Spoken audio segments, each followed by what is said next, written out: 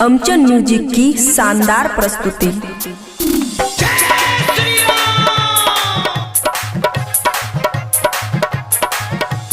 DJ good Madhubani, DJ good Madhubani. Khushi recording studio Baluaha. है यो मंत्रों से बढ़ के छाए जकर नाम, मंत्रों से बढ़ के छाए जकर नाम।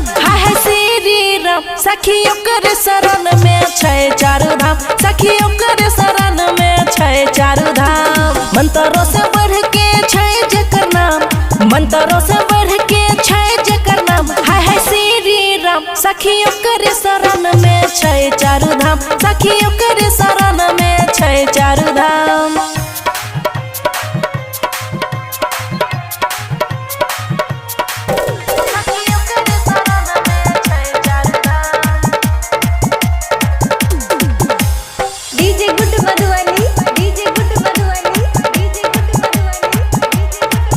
हे गई दुनिया भर में गूंज उठैया,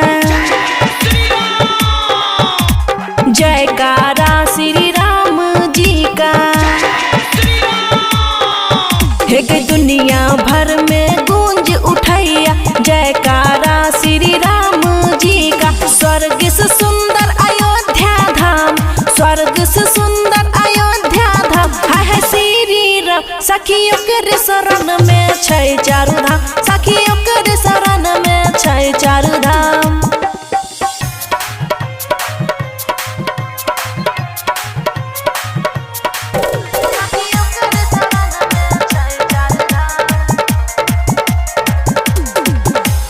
DJ good Madhubani, DJ good Madhubani, DJ good Madhubani.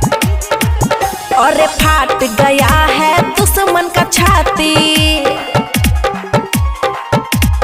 गर्व है मुझको मैं हूँ हिंदुस्तानी।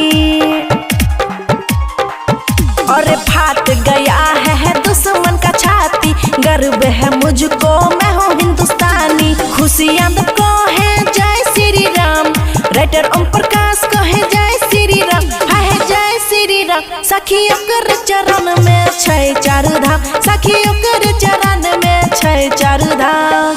खुशी रिकॉर्डिंग स्टूडियो बलुआहा।